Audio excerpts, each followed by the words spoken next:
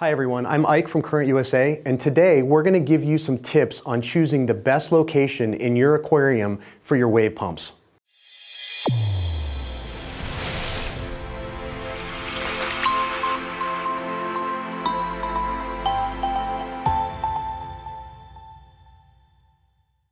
Next to aquarium lighting, water flow and water movement in your aquarium is probably one of the most important elements you can depend on for a successful reef. Your corals depend on it for gas exchange, for maintaining pH, and just overall health of the coral. And be sure to stick around because at the end of the video, we're going to give you some additional tips that help make sure you're focusing on your beautiful corals and your fish and not on your wave pumps. Almost all corals love water flow, and virtually every reef hobbyist will tell you one of the key elements in a successful reef aquarium is providing them with optimal water flow.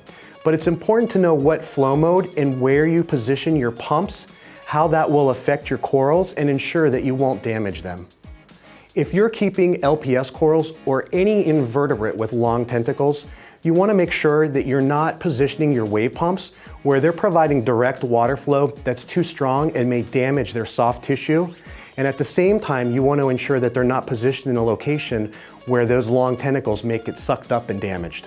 A better way to ensure your corals get strong indirect water flow is to utilize the glass panels of your aquarium and your aquascape to deflect water around the entire aquarium.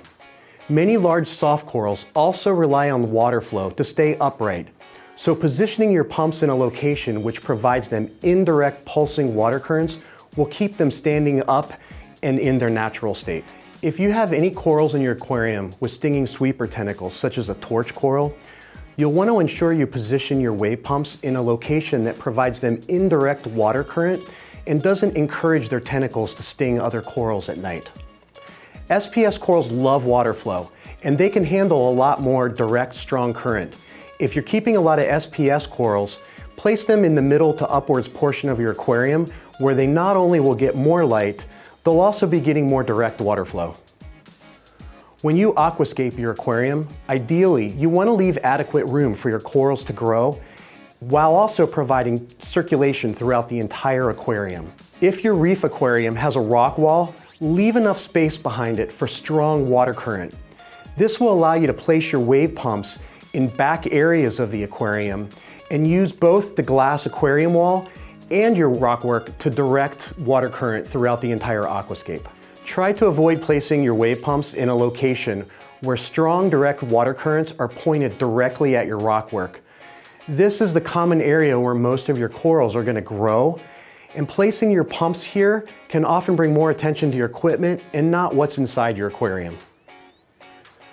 Another consideration you'll want to keep in mind is most aquariums will end up having an area where there's very little water flow, and this is the area where your cleanup crew likes to hang out. Position your pumps to direct the water flow and make this area easily accessible for you. This will make cleaning and siphoning leftover food and debris easy. Ideally, you'll want to mount your wave pumps in the middle to upper portions of your aquarium and not too low where it may blow the substrate around in your tank. You'll also want to make sure you don't mount them too close to the water surface. Otherwise, you may start sucking in air or creating waves too big for your aquarium. Here's some additional tips to ensure your focus is on your beautiful corals and fish and not on your wave pumps. If your lights are mounted in a way that provides shadowing in certain areas, like the top back corners of your tank, place your wave pumps here. It's going to bring a lot less attention to them. If you have a black background on your tank, don't be afraid to mount them on the back wall and swivel the pumps to change the directional water flow. The black color of the pumps will blend right in with the background. If you have taller gorgonians and soft corals, anchor them in a position that may help hide the wave pumps.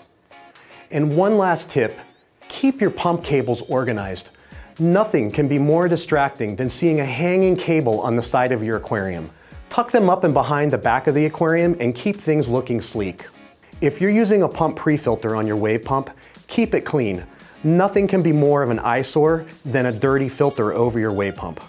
If you have any additional tips of where hobbyists should put their wave pumps and make sure they're not an eyesore, please share them in the comments section below. For additional aquarium tips, please subscribe to our YouTube channel.